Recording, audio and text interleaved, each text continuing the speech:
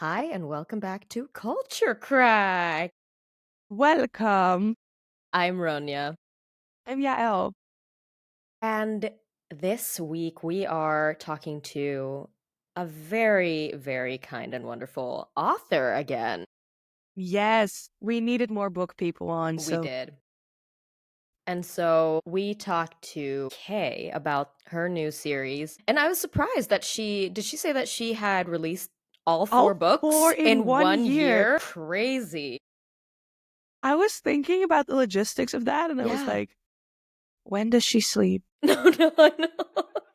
We're like, do you sleep? Do You you look very sleep? fresh for someone who doesn't sleep. No, so No, but that's really, that is impressive. 4 books in 12 months. Yeah.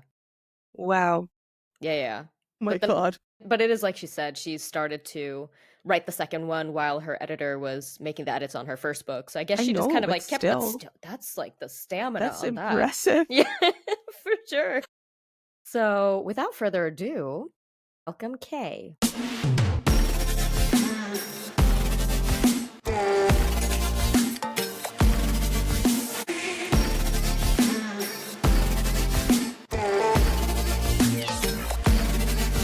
Are my books titles backwards? No, they're right No, way they're for me not. at least. For me Yeah. Okay, too. Good. To me, in my view, they are backwards. Well, no Uh, worries. I see them the right way. It was a little disconcerting. Yeah. But then that actually is a good segue into talking about your books. What is it that you feel inspired you to write this particular story? So this particular story was inspired by where I grew up and by my father. Mm, And it was a story. So I've been a writer of nonfiction for a long time. So I already have, I think, six books of nonfiction out. And yet I had this story that was inspired by my father, inspired by where I grew up on the Eastern Shore of Maryland, that was kind of percolating for a couple years. And I thought, it's time to write this book. mm, And so that was last year, actually the end of 2023. And I thought, I need to write this book. I come from a large family. I'm number 8 out of 10. wow. And so, That is a big family. yeah, I wanted to make sure that my siblings got to see this story because, I've been inspired by my father and the Eastern Shore Maryland connection, that I wanted to make sure that they had an opportunity to share this story. And so the story started out with the first book, which is Saturday Night at the Trailer Park. And as I was writing, I realized that the story was much bigger than one book. And so then we ended up with a series of 4 books. Mm, But the inspiration, because I grew up on a farm, because we were I would say, a simple family, a simple farm family, I may be much more cognizant of the whole consumerism, mm, materialism. On a farm, nothing is ever wasted. And so, there was that whole sense of caring for the land, of mm. not being frivolous about resources, that I learned and still have a lot of respect for. So it's probably woven into the fabric of the Mm. story subconsciously. Yeah. Oh, wow. That's really cool. And what would you say was the biggest? Because I mean, you've written several nonfiction books, but what was that transition like going into fiction? Because it feels like it's a very big difference in how you write. Right. Yes. So it's completely different. The purpose, of course, number one in fiction is more education, how Mm, to. And I was writing about branding, marketing, leadership, business. And so that worked really well for me. At that time, I was running a full service marketing agency. And so the books became a way to get into corporations. It's like a business card, a door mm. opener. Yeah, And I yeah. was very successful because from the books, then I got on the national speaking circuit and I spoke to CEOs. And then I would get a couple of weeks after that, I would get a call from the executive vice president. My CEO saw you speak and Mm, he wants me to call you and we're supposed to work with you. And mm. so the power of a book Oh, is yeah. it's Yeah. very, very powerful. Yeah. I made millions off of those books, the leadership books, the marketing Mm. and branding books. But when I was younger, I started writing when I was younger, and I did write fiction and some short stories and was published. Um, so I had that experience and always had, and I also wrote a lot of poetry, but that was like teenage angsty stuff. Okay. I feel like somehow we've all been there at I'm like, some that's point. relatable. It's like, rite of passage, right? You have to Yeah, I write think so. angsty poetry. And then you find that journal like decades later. And God, painful. my younger self, if I only knew, right? Yeah, you're like, it does get better, I promise. Yes. Yeah, it does get better. Just hang in there. Yeah. Yeah. But oh, So, interesting. yeah, so the change from fiction to nonfiction, I really didn't know if I was going to be able to pull it off. But I'm not just a writer, as you guys probably are also storytellers. And so when you write a book, for me, you have a theme, you have a story, and you have the writing. Mm. And they're three distinct different things. And so it was really important to me. I made a commitment to write to this theme of forgiveness and redemption. Yeah. And I wanted to write this story of not of what I witnessed, but what I thought about when I was a kid on the Eastern Shore of Maryland. So my dad was the inspiration. He had a heart for bringing souls to the kingdom. He was, very empathetic towards Mm. vulnerable kids. And so he convinced his church to buy a school bus, and every Sunday morning he would drive this route and pick up kids and bring them to our church. And I would Mhm. ride the bus with him. And one of the stops that we made was at the trailer park. We picked up a family of kids from the trailer park. I don't know what happened. And of course, the series is fiction series. Mm. I only know that at that age of 10, 11, or 12, I just had a sense that things might not be quite right in the Mm. trailer park and with this family. And so combining this theme of forgiveness and redemption with what I thought might have happened, I suddenly had this very interesting protagonist, Frankie Mm. Girl, who goes through this sense of being trapped in a trailer park where there's poverty, nefarious things that happen with her father, her sister, her brother, her mother, and the challenges that they face. And she is so fierce. And so we see her transcend being the trailer park, kind of having that trailer park identity. Mm. And as we go through the four book series, we see her grow into an empowered woman, Mm. young woman who can begin to make her own choices and make her Mm. own way in the world. And that in and of itself is a story. Yeah. Mhm. But then when we look at the theme of forgiveness and redemption, there's a lot of trauma in her life. And so part of the theme becomes, what do you do with that trauma? I Mm. mean, we can talk about, angsty teenage years, but this was deeper than that. Mm. And so she sets about with a mentor who was my dad who drove the bus to begin to understand forgiveness and redemption. And her brother ends up in jail. And so Okay. my father used to go to the jails and deliver Bibles for the prisoners. Mhm. And so in the book, they cross paths. She's visiting her brother in Mm. jail, and my dad is the character, is delivering Right. Bibles. And so they cross Okay. paths Oh, interesting. and they reunite, and he becomes a mentor for her and Hmm. a guide for her to what he calls the path to love, which is forgiveness and redemption. That I thought it was really interesting when you were talking about the whole trailer park identity, because I do feel like that's something that's very specific for the United States, is how hard it can be to take yourself out of a certain group, especially when it comes to income. Because if you don't have enough money to send your kids to college, it's so much harder to make it in the world. Whereas here in Europe and in Scandinavia, our schools are free.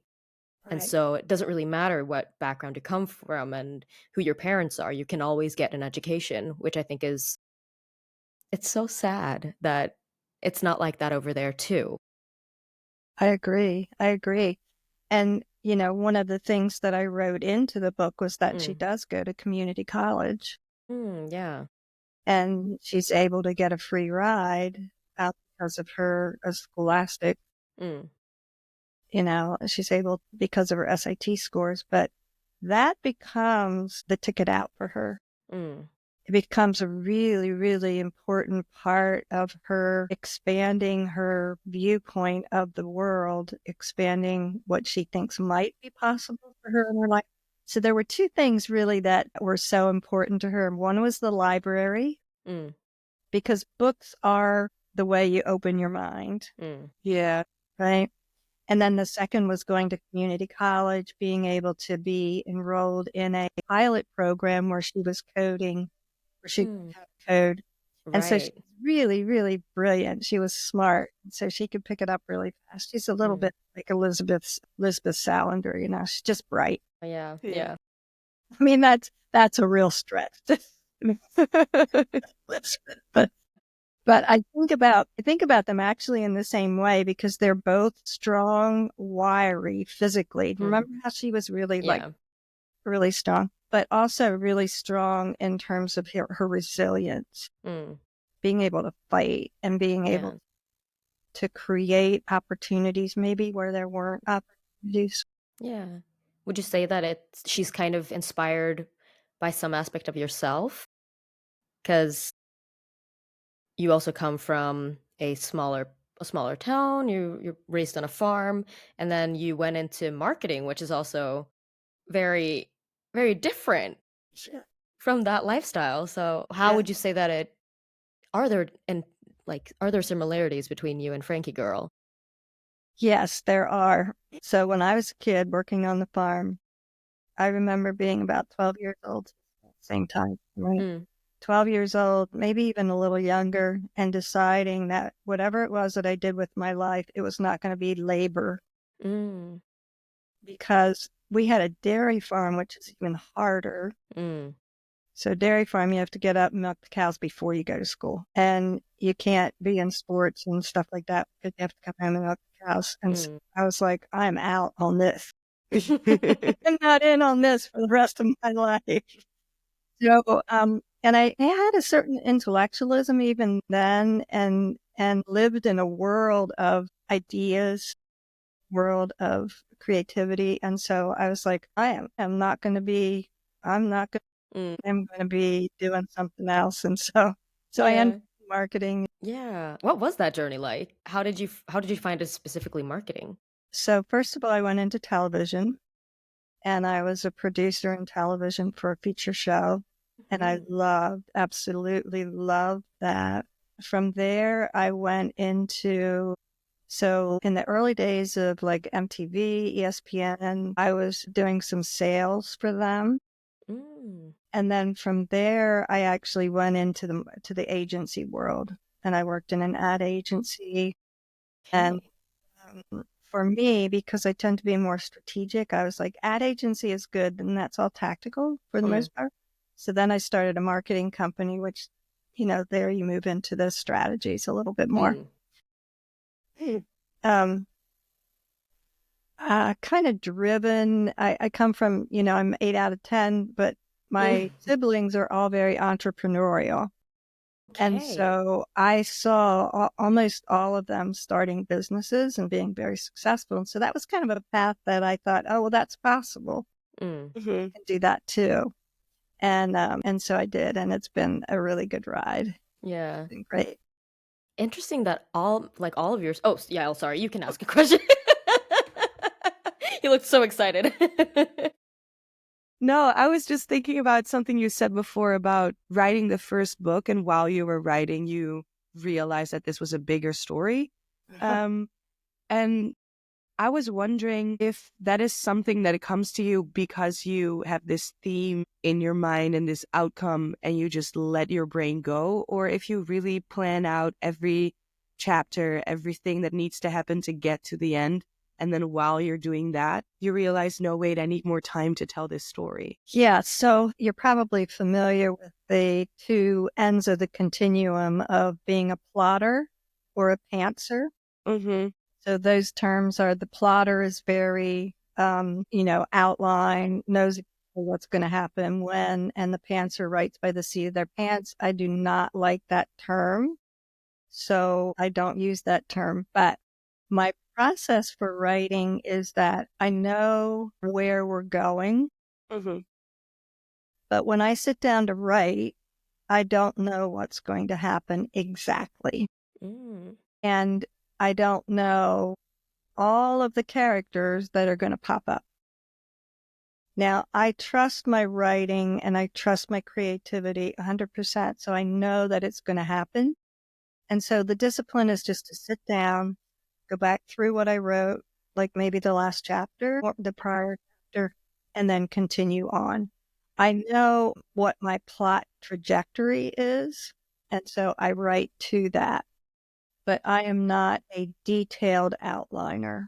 And so when I started writing and I knew that there was going to be this meeting of Frankie Girl and Mr. Baylor, and it was going to happen in a prison, and I knew what was going to happen after that.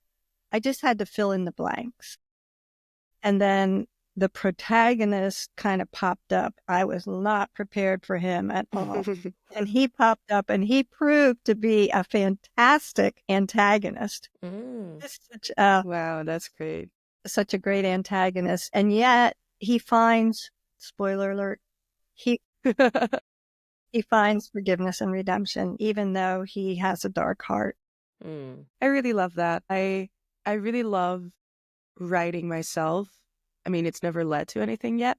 But I like my brain kind of works the same way. I have my characters, I know where I want to go, and I love to just like sit down and see what happens. Yes. But I'm always a little worried that like I'm not ahead of my audience. Mm.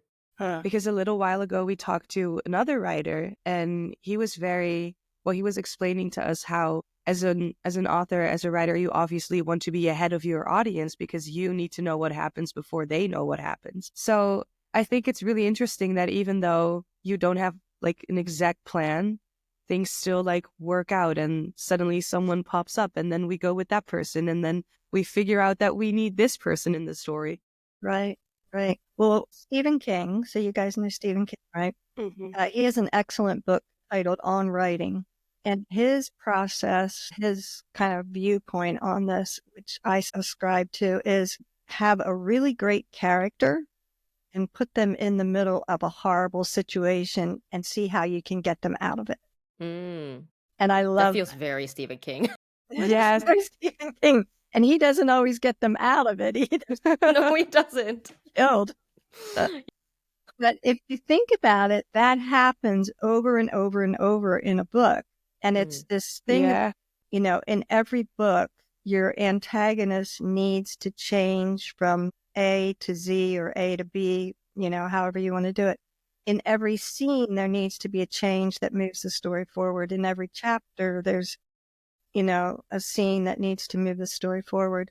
And every character has a job to do within the scene, within the chapter, within the book to move the story forward. And some of the characters' jobs are more important than others. The antagonist is continually creating tension and friction for Frankie Girl that she needs to resolve, get over, find new ways.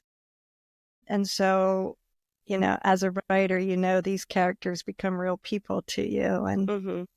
you start rooting for them and you really want the best, but you've got to give them challenges because, Mm. that's where the drama and the tension and the friction comes from. And so it was interesting when I was writing book 4. So in book 4, we're writing towards a happily ever after, right? Mm. But you can't have like 75,000, 80,000 words of all happy and, No. no, you've got to have tension and friction. I'm like, Mm. now we've got to find tension and friction again. Mm. And so I'm very, very I'm proud of the whole series, but the last book has some tension and friction built into it that I didn't see coming.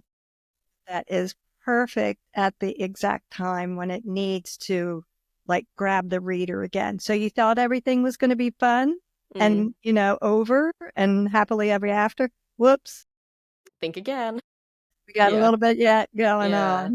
What was one moment while you were writing that really shocked you? Oh, there were several actually. One that really shocked me is so Frankie Girl, and she ends up hooking up with the professor, Spicy. but he's not the right guy for her. Mm. So then the right guy shows up, but he's just a little too perfect. Mm. And so, Yeah. yeah, so, even really great characters have to have less than perfect aspects and dimensions to them. Mm. And so one of the things that surprised me was how he he had to make some mistakes to be less than perfect. And the Mm. mistakes that he made kind of surprised me. Interesting. I want to ask follow-up questions, but I feel like it's spoilers if I do. So I'm like trying to think of a way to ask, but still. Yeah. Okay. So because it is a series, I learned so much about the ebb and flow of tension and resolution. Mm. Like how long to string out the reader, or how, when does the reader want to like take a pause? Mm. And like, I can't have like nonstop friction. That doesn't work. No. No. You have to have an ebb and flow, Yeah. with that. And did you always know it was going to be 4 books in the series? No. Or is that something that just came to me? Yeah. So there were two things, almost a confluence of things. One is I was going to write a book, right? And so I started writing the book, and then these characters kept coming in, and it just got longer and longer. I wanted to have books that were not, I'll say, tedious in terms of length, right? Mm. Because I hear from a lot of readers, I love your books because I can read them in 2 sittings. Mm. That's nice. I did not know. This is really interesting. This is a surprise, not about the plot, but about readers. I Yeah. didn't know how much readers feel that when they finish a book quickly, that it's a real accomplishment. And so, a couple of readers said to me, it's a page turner. I can read it like literally, if I sit down, I can read it in one day, or I can Mm. sit down and read it in two. And I love that. And I'm like, what do you really love about that? And they say, I feel like I've achieved something. I'm a really good reader.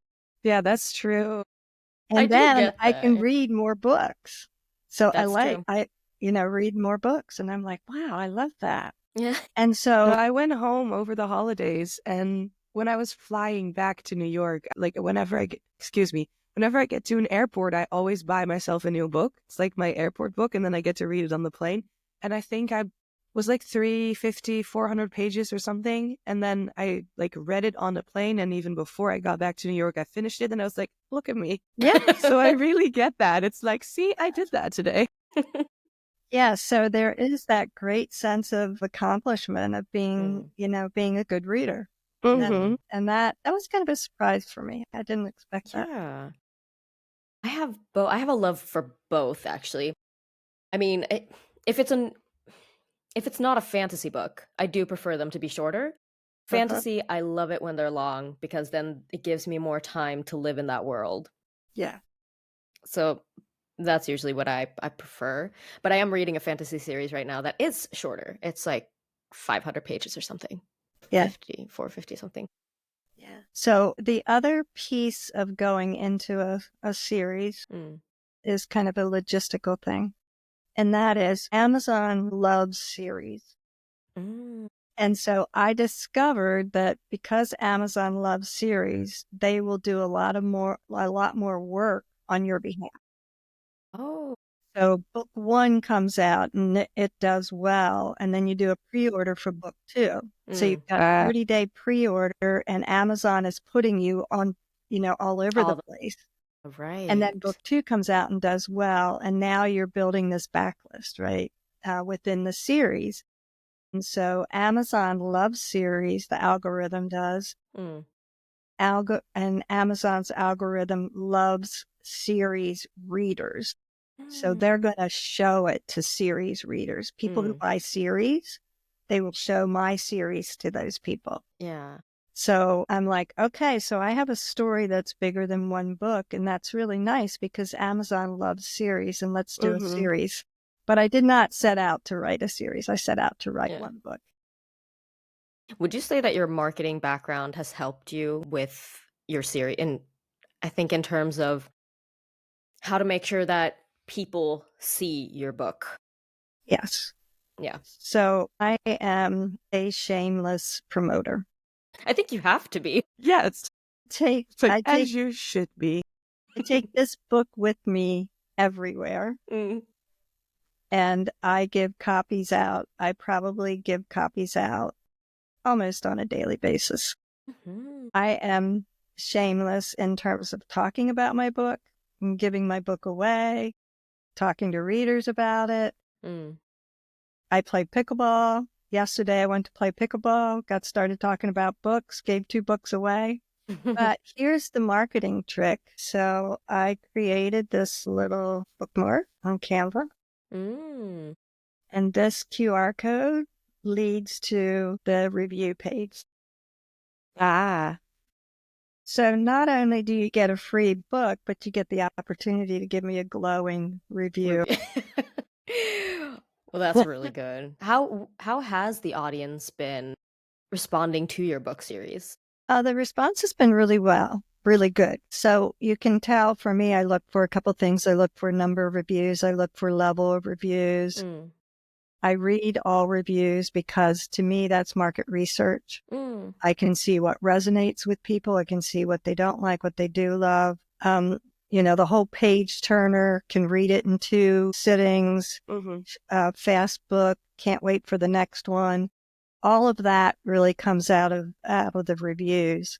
And Mm. one of the other ways that Amazon helps you is after you've gotten to a certain number of reviews, like maybe 50, 60, we'll start to summarize reviews. And that is really a lovely thing that Amazon does. Yeah. So it will pull out reviews in 4 different characters, like character development, writing, pacing, and I forget what the fourth one is. Mm. And then what it will also do, because Amazon owns Goodreads, Yeah, it will right. pull over the 5 stars and the Mm. number of ratings and reviews that you get on Goodreads. So that'll be at the top as well. And Okay. so I think that happened when I think it was when I hit around 40 or 50 Mm. reviews, that one day I went in and I'm like, oh, Goodreads is there. And so, and that's because of their ownership of Goodreads. Yeah. But yeah, I mean, if you're an indie author, Mm. publisher, you can have Amazon help you by doing things like doing a series, by making sure your categories are correct, Mm. by making sure your keywords, all of those back end things, Mm. your description, putting in your genre and some of your keywords in your description as well, Mm. because that's what Amazon's algorithm is indexing. That's what it's looking at to put you in different categories. Amazon will help you if you pick different categories, and the algorithm sees that you may have picked category A, but a ton of people in category B are buying your book and you don't have it in your list. It will put that in your list. Mm-hmm. So it's very helpful. I Yeah. like Amazon's algorithms. We're like buddies. And then that's Yeah. really good to know for anyone who might be listening who is thinking about writing a book or maybe now a series or because of more. this. Yeah. Exactly. Yeah. What was the scariest thing going into writing the book? The scariest thing, Mm. I think the scariest thing is the thing that every author has: is my work good enough? Mm. We all grow up with head trash. Mm-hmm. Am I good enough? Is my work good enough? Am I worthy? I just met with an author this morning who's like, I just don't know if my stuff is worthy. And that really is code for, I don't know if I'm worthy. Mm.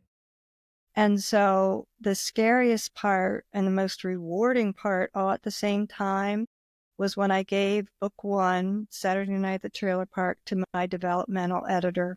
Mm. My developmental editor came back to me and said, "This is a fantastic book, and you have a few holes."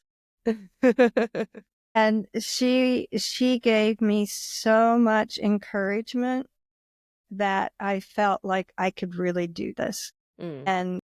And then while she was working on book one, I began book two because of her early feedback and her early encouragement. One of the other things that I did, which I think for you guys is probably really interesting because I know that you are interested in film and acting, Mhm. and maybe you will option my book for a film, but I wrote it specifically in scenes Mm. because one of my goals is for it to be on the screen. Okay. That is really cool. So Is when really you cool. read it, for readers who are listening, you read that with that in the back of your mind. And I also have a lot of readers who say that to me. This should be on screen. Mm. Readers say this all the time. I can see the scenes. Mm. I can visualize the Mm. scenes very clearly. And Yeah. so because I came out of television, I also did some film work. That is kind of guides my writing style, maybe is a good way to put that. Would you want to write the screenplay yourself? No. I could write a first pass Mm. because screenplays are primarily dialogue with Mhm. director kind of instructions. I think, just between us here, I think you could take Saturday night at the trailer park and you could an experienced screenplay writer could very quickly turn that into a screen. And it is probably like you say, because you've written it with the scenes already in Right. Yeah. place. So they Yeah. just have to take the dialogue basically and then add little descriptions of where they are. Right. Yeah. And I think with any book screen adaptation, it's about what you have to take out, Mm. Mhm. because you're taking basically this book is like maybe a 4.5 hour, 5 hour read, Mm. just under 300 pages. So you've got to take stuff out. You have to condense. And that the question that I ask myself is if somebody optioned it, would they option the series Mm. or would they option book one? Mm. How would they do it? Do you think that they would work as kind of standalone books? I Or think are they would they be better as one movie. okay? Okay.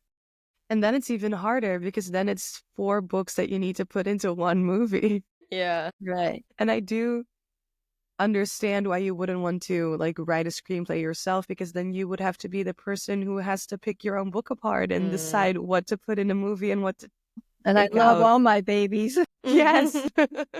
There's a saying in the author world in all things bookish, that you have to kill off your darlings. Mm. Yeah. Can't do it.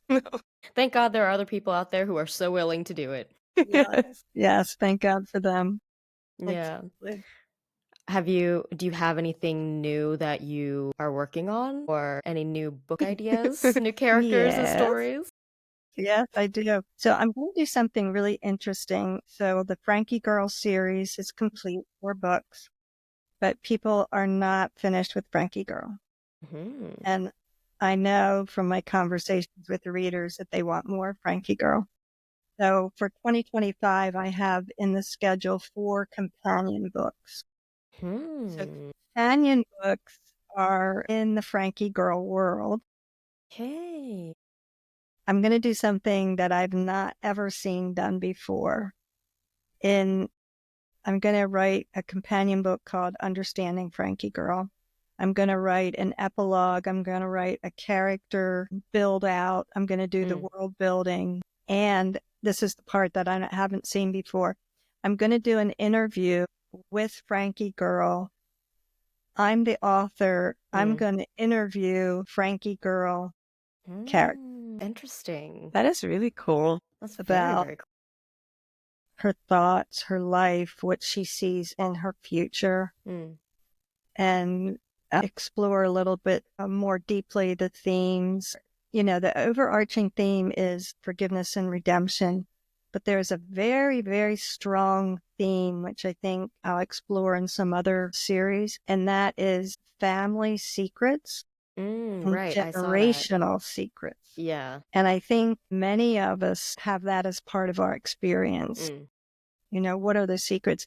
And every good character, every good protagonist has a secret. And Frankie Girl has a secret that she only shares with Mr. Baylor Mm. until later in the series. And it's Yeah. a very deep, dark secret. But it also rounds out her character. It Mm. gives her dimension Yeah. because she's not perfect. And we would never want them to be. No, No. No. they can't be perfect. No. Wow, that's And so even the interesting. really bad guys have some good in them.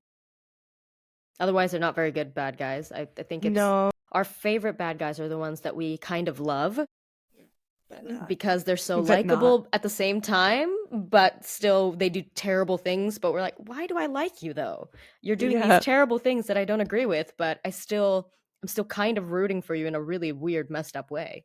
Like, I might hang out with you. Yeah, I Yeah. might. You seem like kind of a fun hang. Yeah. Yeah. Well, okay. We always have 3 questions for our guests at the end of an interview, and they are the dorkiest thing about me is. Oh, gosh. I don't know that I can keep it to one. You can choose a couple if you feel like they need to be mentioned. Yeah. Gosh, the dorkiest thing about me. I don't know if this is dorky or not, but I live in my head all the time. And so here's an interesting thing. This might be dorky, but since I've been writing more and more, and I have this writing schedule, and I get in the flow, I literally forget time and people. Mm. Yesterday morning, I was supposed to be meeting with the author that I was telling you about. Mm. Completely, it was not on my schedule, so it did not happen. Like, I don't know if that's dorky or not, but I feel bad because when I'm in the flow, like, the rest of the world doesn't exist. Mm. I I don't can know. That's relate not to really that dorky. though. No, it's relatable though. I mean, I It's can. relatable, yeah. Yeah. I spend most of my money on. I spend most of my money on experiential things Mm. that I would categorize in 2 categories. One is learning. Mm. I buy a lot of courses, I read all the time, so I'm always buying books, but anything that is experiential. So travel Mm. obviously is one, and learning experiences. Mm. And then I spend a ton of money on Mm. bookish things. Yeah. I've developed a program called the Bold Authors, and that is for authors who want to transform from anxious author to proud promoter. Mm.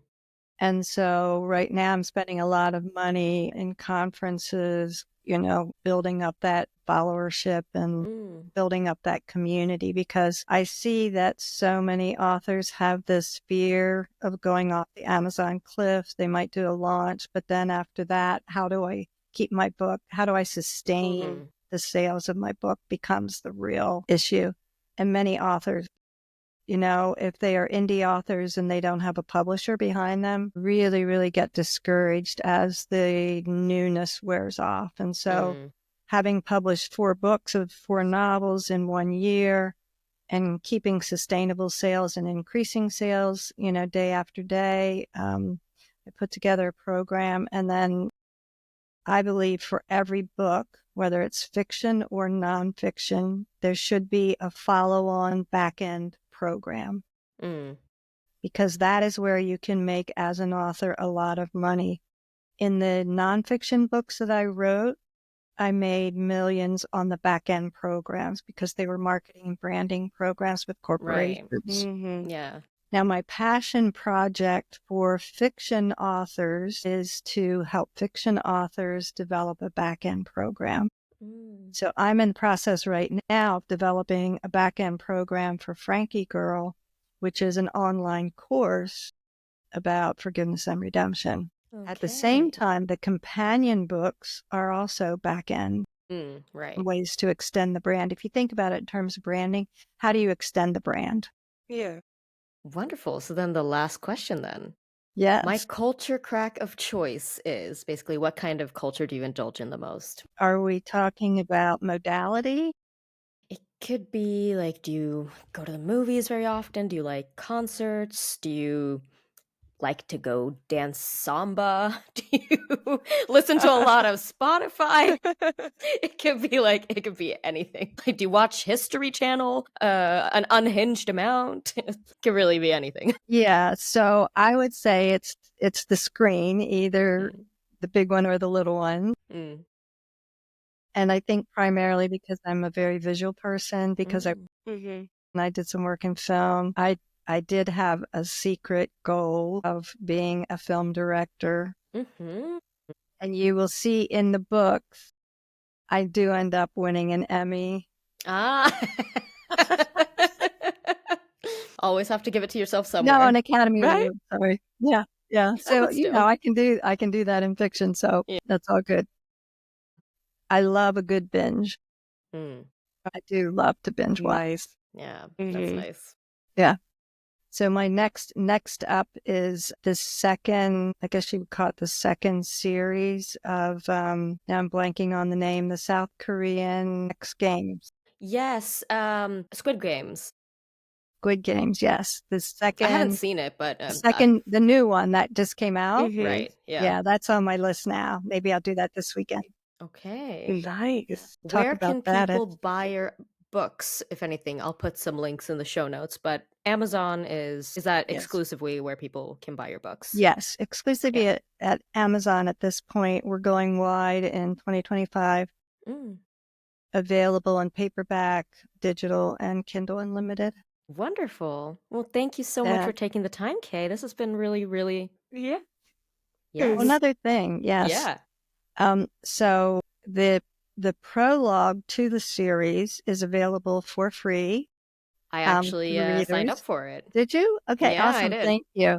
And that is at www.kawagner.com. You can sign up for the prologue, and you can also sign up to be in our weekly newsletter. And K is spelled Kae. But Yes. thank you. Thank you for Yeah. Yeah. Thank you signing so up. much. Thank Thank you so you. much. It's been a pleasure. It I love what you has. guys are doing. And for whatever Thank you do you. for bookish people, kudos to you. Thank you. Thank you. We And love supporting if, the arts and anyone yeah. And we active are in the bookish arts. people. We So are. I love reading. I seriously do. And If then, I could, I would live in a library. yeah, I'd be right there with you. Yeah. And then if you know a director or a producer who wants to option the series, hook 'em up with me. Will do. we'll go I see around the with your books promotion now thing too. going. Yeah, see, I told you I'm a shameless promoter. I'm here for it though. All right. Well, thank you so much again. It's been a pleasure. I Yeah. enjoyed it so much. Thank you. So that was a fun interview. Yes. Yeah. I really hope you guys enjoyed it as much as we did. Yeah. And if you guys want to, as said, like if you guys want to read her books, we'll put a link in the show notes so that you guys can head on over. We'll put her website in the show notes as well, so you can click that if you want to get the free prequel. Okay, we're Which, promoting for you. yes, we are. We're shameless promoters now. So, you know what I realized too, though? We haven't actually talked about ourselves in a long time now, or I at was just all. thinking about that too. And I was Since like wondering, since last season year. 2. Yeah. And I don't know, do you guys miss that? Do you guys want that at the, like, do we want that at the end of the A episodes? Let little us something know. something about our lives. Yeah. Okay, so condensed. What has your life been like?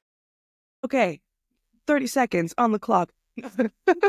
No, after our winter break, I came back to New York. I flew in on Saturday. School started again on Monday. That was kind of crammed, but also kind of nice. And we immediately launched into our classical series. Like Right. right before the break, we all had like our playoffs for our final scenes, and then Mm.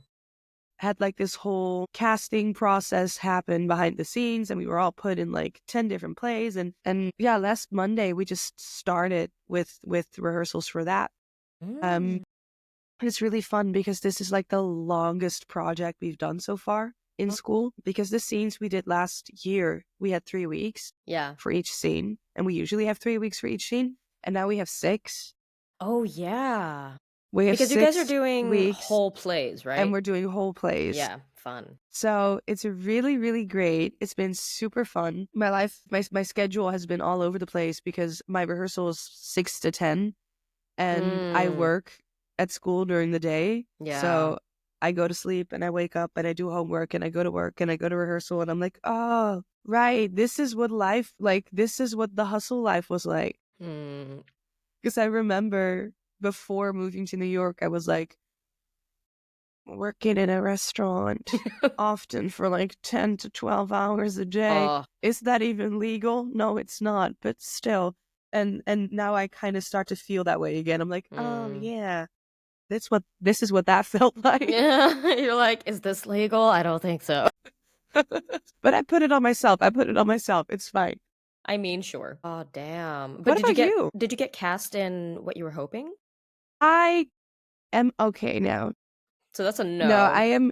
I'm in Three Sisters Yeah, but that's nice though. by Chekhov. Beautiful play, really depressing, really sad, but Like a lot beautiful. of Chekhov. Like a lot, like Yeah. everything Chekhov, right? So let's Mm-hmm. be fair. And like to be honest, there are 4 female parts in that play, and all are great. Mm. Do we like one more than the other? Yes, of course.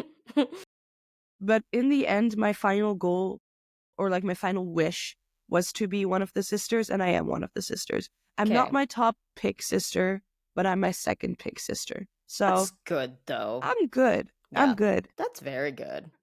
I'm happy for you. And in a way, I understand why I am this one. You know, Okay. I had a conversation with a friend right after we heard the casting, and I was very disappointed. Mm.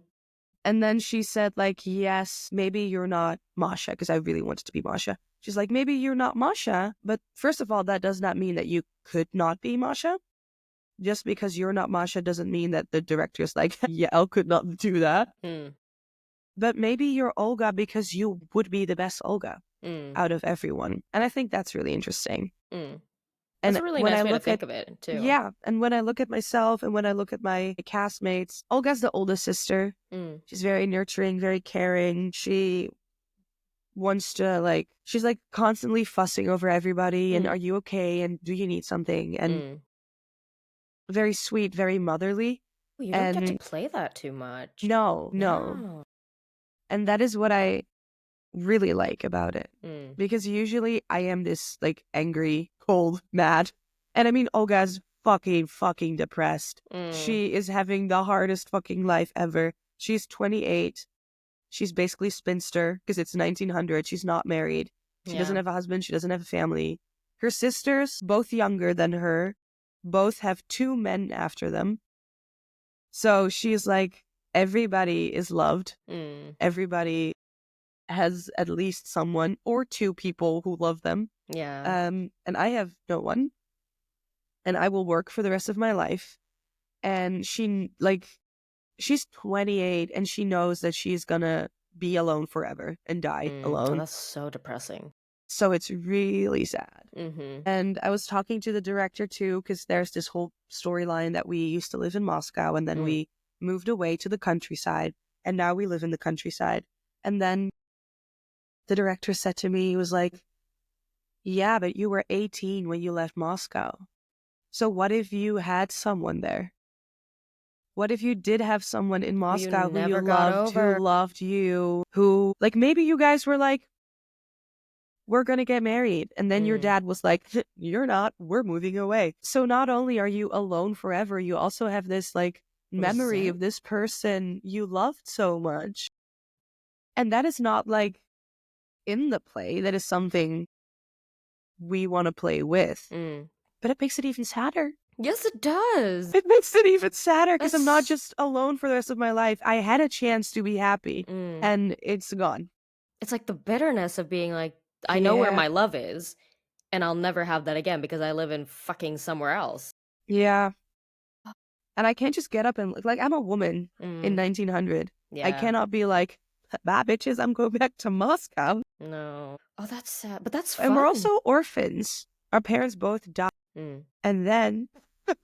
just spoiling the whole fucking plot here. Yeah. And then, Masha's, like the love of her life, leaves. Irina, the youngest sister, is supposed to marry someone. He dies.